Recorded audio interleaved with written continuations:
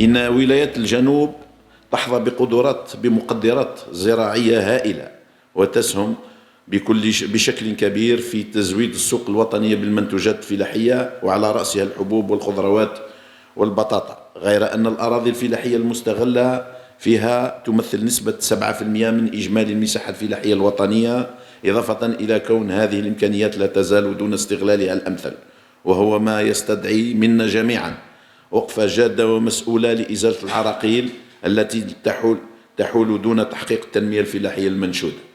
وهذا يستدعي بلا شك مراجعة شاملة لإطار التشريعي المنظم للعقار الفلاحي وعلى رأسه القانون 10/03 لضمان موائمته مع المستجدات الحالية ورفع العقبات التي حالت دون تحقيق الأهداف المرجوة.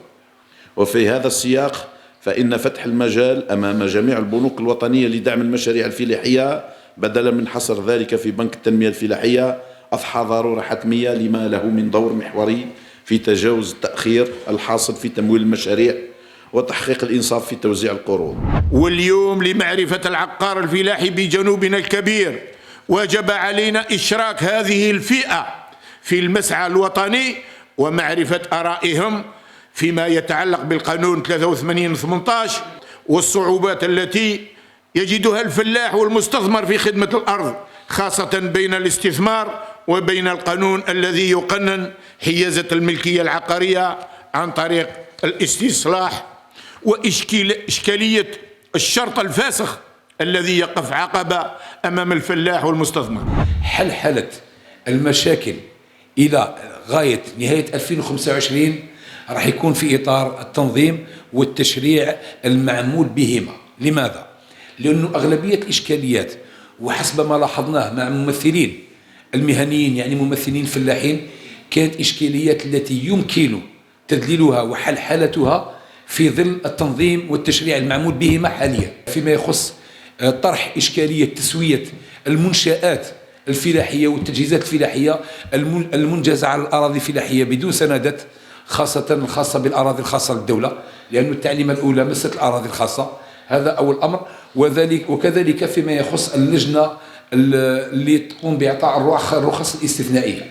كل هذه الأمور عالجناها وبمصداقية وبإشراك ممثلين الفلاحين، وقمنا يعني هذا الأمر اللي همكم أنتم كذلك، قمنا بوضع توصيات اللي هو إشراك ممثلين الفلاحين في جميع اللجان وفي جميع اللجان خاصة الولائية اللي راح تكون مكلفة بالتطهير أو بمنح العقار الفلاحي.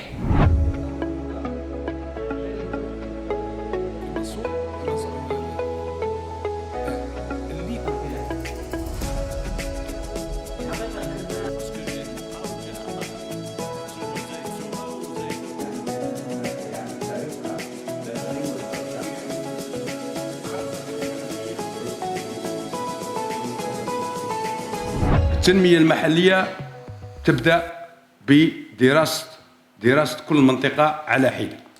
إذا كان ندير برامج وطنية مليح، بصح إذا كان نعجز مستثمري وشباب المنطقة بشروط تعجيزية من خلال المنصات سواء في الونطية ولا في اللوداس، هنا يجب أن نراعي هذه الشريحة تاع الشباب باش نجيبوهم الفلاحة ونأمنوهم ويصنعوا صنعة تاع والديهم ويأمنونا ويعاونونا سيرتو في المساحات الصغيرة والمتوسطة، نعطوهم فافور محيطات خاصة ونحوا الشروط التعجيزية.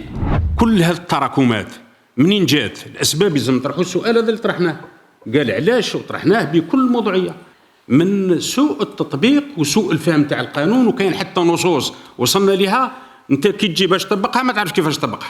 الان هذا المنشور هذا الوزاري اللي راح المشترك اللي راح يخرج هو ايجاد الحلول اللي راها موجوده على مستوى القطاع، سواء بالنسبه للمحيطات، سواء من التدخل تاع المحيطات، الناس اللي يخدموا بدون سند، قضيه تاع العروش، قضيه تاع كذا، كيفاش نحل هذه القضايا هذه.